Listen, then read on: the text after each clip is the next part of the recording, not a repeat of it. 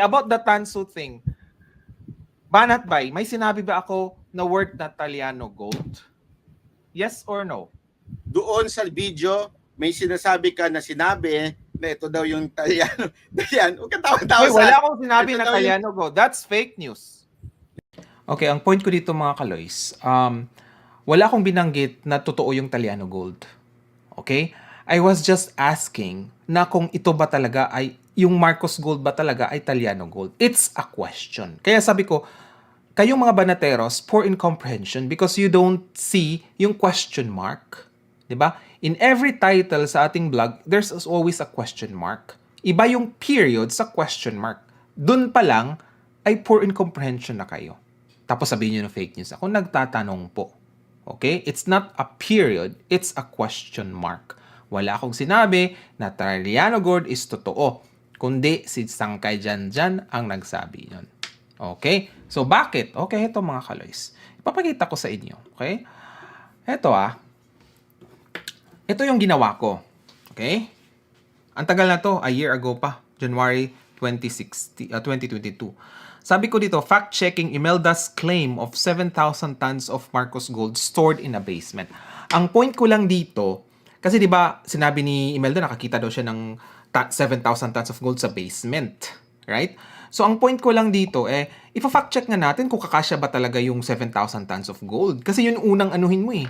Kasi maraming nag-react na, 7,000 tons of gold sa basement? Parang hindi makatotohanan yun. Kasi baka isang mall. Di ba maraming dilawan nag-comment na, baka isang mall yung lalagyan ng 7,000. Kaya nga gamitan natin ng math.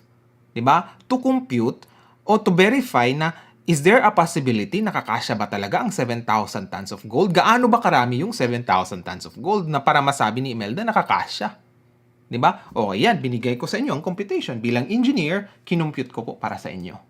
At nalaman natin na kakasya ang 7,000 tons of gold sa 500 square meter. Hindi mo kailangan ng isang mall to store the 7,000 tons of gold. So, ibig sabihin nun, diba, 1 point na si Imelda doon sa sinabi niya. Pero when you talk about the existence of 7,000 tons of gold, that's another question. Diba? Na kailangan talaga natin makita talaga yung document. Diba kasi dito sa last portion, okay? Last portion, yung ating concluding nito, ang part 2 sana is to disprove yung Taliano Gold na claim ng ibang mga vloggers na nakakasira sa mga Marcos loyalist. Diba? Yun yung part 2. Nagtatanong po ako. Okay? Yun yung point ko dito. And, kung malalalan yung mga kaloys, heto okay? Imelda versus Taliano Gold. In-explain ko dyan. Diba? Magkaiba po. Kasi maraming nalima about Taliano Gold. And I don't buy the Taliano Gold. Okay? Yung issue. At eto yon si Sangkay. Okay? Yan fact-checking Sangkay. Right? Sabi ko dito, Taliano Gold na sinasabi ni Sangkay Janjan ay fake news. Ako ba nagsabi na Taliano Gold? Diba?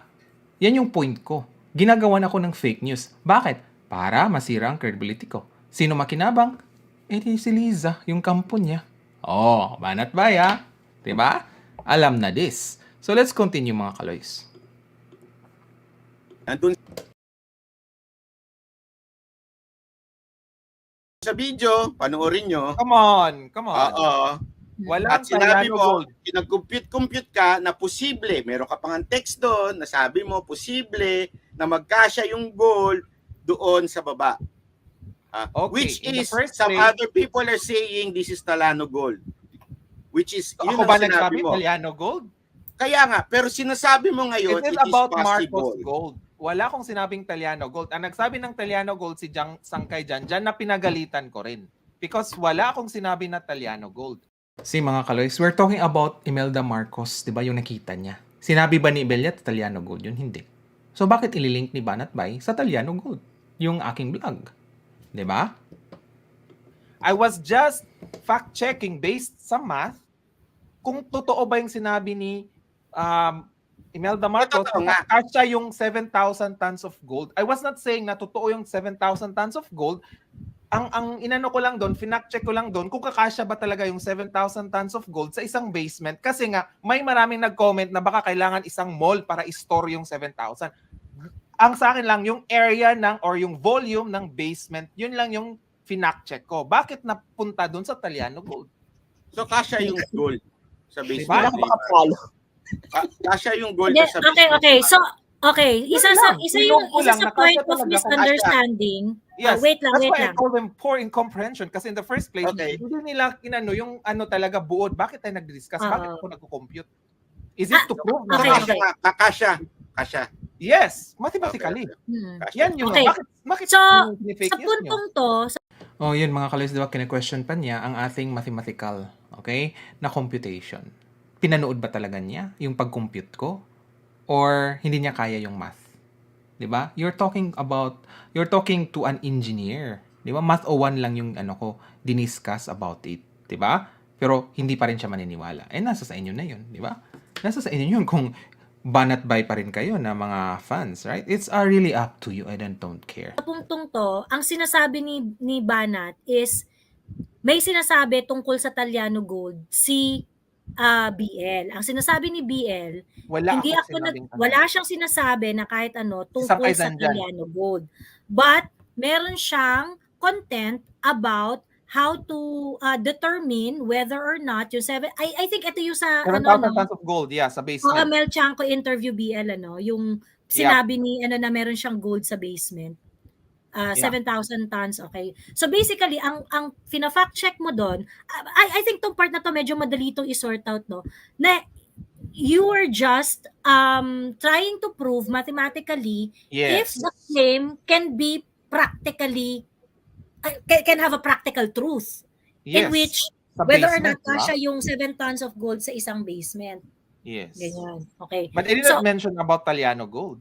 Oo. It just says Marcos Gold. Linawin mo. Magkaiba yung Taliano Gold sa Marcos Gold. Okay. So magsusorry ka ba? I think na tayo doon, no? Magsusorry ka ba karon by Byron?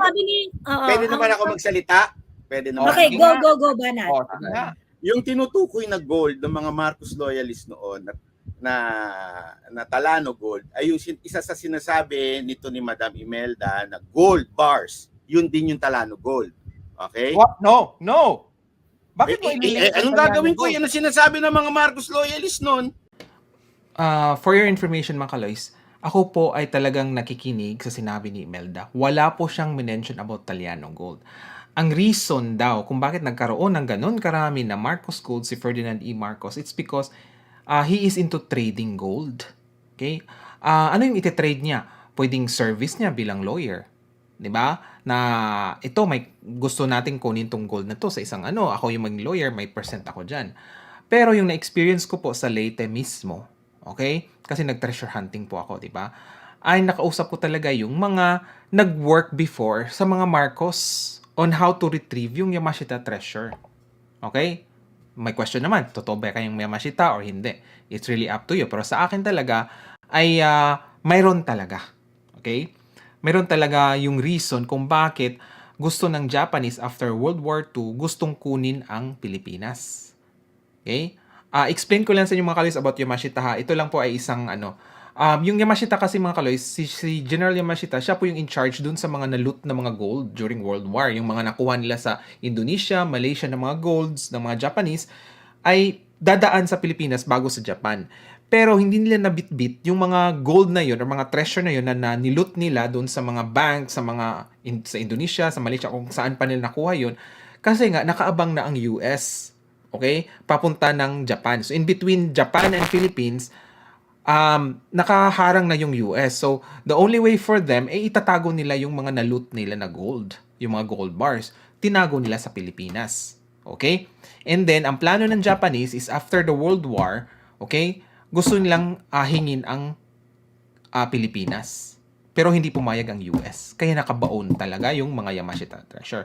And that's the reason na nag-treasure hunting po ako at nakausap ko yung mga witness.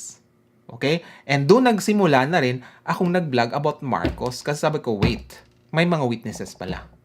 Okay? Kaya nga nagsimula ako ng vlog 2014 kasi nag-treasure hunting ako 2013. Okay? Nagets nyo na mga kaloys. Sino? Hindi, pero yun ba yung sinasabi ni BL? Yan yung sinasabi. Kaya nga niya sinabi, binanggit niya doon sa video na yun daw yung sinasabi. Ikaw na nga nagsabi sa video eh. Sabi mo doon sa video, sinasabi ng tao, yung Talano Gold at saka yung kasya. No, halatang hindi mo pinanood. Watch your video. Ay, nako, wala akong sinabi about Talyano. Meron. Hmm. Wala. Teka, Banat. Okay, mga kaloys, ang sinasabi ni Banat Bay na may sabi akong Talyano Gold is a question. Okay? Sinabi ko dun sa last part, ito kayang sinasabi ni Imelda ay sinasabing Talyano Gold o ito yung gold na nakuha ni Marcos sa mining? Dalawa po, okay? Wala akong sinabi na itong sinabi ni Imelda ay Talyano Gold talaga. Wala. Yun yung point ko dito. Sa last part, nagtatanong ako, ito kaya yung sinasabi ni Imelda na Talyano? Ito kaya ang Talyano Gold, yung sinasabi ni Imelda? O yung na-mine ni Ferdinand E. Marcos? Okay, yung minina ni Ferdinand Marcos. Question po yun. Kaya nga sabi ko, poor in comprehension. Kasi question yun. It's not a statement na period. It's a question. Kasi nga, may part 2 pa sana yun. Na sasabihin ko na hindi po totoo yung Talyano Gold. It's Marcos Gold. Ayon sa document ni Imelda. Yun ang point ko. Pero pipilitin talaga ni Banat Bay para masira ang credibility ko. 'Di ba? Nasa sa inyo na yun kung maniwala kayo sa kanya. Yung question, ginagawang period. Kasi, Na sinasabi mo yun na yung sinabi ng kinaklarify iba, ni, ano, na sinabi ng iba. Okay. Ano? Teka, yun yung kinaklarify ni BL. Kasi ang sinasabi ni BL, magkaiba yung Marcos Gold sa Talyano Gold. So basically, ang sinasabi ni BL is, ang tinapik niya is just the practical truth doon sa claim na merong 7,000 gold sa basement ni Imelda. Okay. Now, I think I also have to doon sa sinabi ni Banat na agree naman ako doon. Meron talaga ako naririnig na ibang mga content creator who talks about Talyano Gold. So ngayon, Banat, I think BL, I think say it once and for all, clarify it once and for all. Did you ever talk about Talyano Gold or not? I was just talking about base doon sa sinabi ni Imelda with documents, 'di ba? The Marcos Gold. Never ko nung may nag-send sa akin about Talyano, something, hindi ko naniniwala about Talyano. Nangyari lang si Sankay, mas maraming viewers ay tinakal niya 'yon. Binoljak ko rin si Sankay. It's because mali yan Sankay ang sinasabi. Hindi siya nagsasabi about Talyano Gold. Pero marami rin kasi talagang content creator na who talks And the reason why sabi ko malaking probability na may Marcos Gold is because nag-treasure hunting na ako sa Leyte. And nakausap ko yung mga tao. May gold. Okay. Nag-mining ang mga Marcos about it. Okay. Ano na tayo, ha? May gold naman talaga. Meron bang Case closed. May gold daw talaga. Byron, bakit ikikip ni Imelda yung document sa isang malaking gym kung yun naman talaga ay budol? Okay, Joey. Ano ang middle ground? You're Okay. saying may gold talaga ang mga Marcos. Sandali lang, Banat. Meron. Ano ang middle ground? Hindi, gusto ko lang i-clarify yan. May gold daw talaga ang mga Marcos. Malaki ang probability na mayroon talaga. Kanina meron, ngayon malaki na probability. Ano ba talaga? Malaki ang probability. Ba't kanina sabi mo meron? Meron naman Bago. talaga kahit na singsing. Kaya nga, meron o wala? Ayun mga kalis, hindi niya naintindihan yung probability. When you talk about probability kasi, pwede mong sabihin na 98% probable na totoo. Pwedeng 60%, di ba? Kasi nga, di ba sabi ko sa inyo, the next question is yung existence. Kailangan talaga natin makita yung document na sinasabi ni Imelda at makita talaga in person kung nandoon yung gold. Kaya nga, sa ano pa lang, yung sinabi ni Imelda na kumasya yung sa basement, kinumpute natin, 'di ba? Ay 1 point na siya doon. 'Di ba? So tumaas yung probability, hindi na 50-50. Kasi bumingo si Imelda doon sa measurement ng basement eh. 'Yun yung point ko. Dito talaga gusto niya, pinipilit niya na sasabihin ko na totoo talaga kahit hindi ko nakita. Gusto ipipilitan ni Banat Bay na sasabihin ko na meron. Well, Banat Bay, hindi ka hindi ka nagtagumpay. Okay?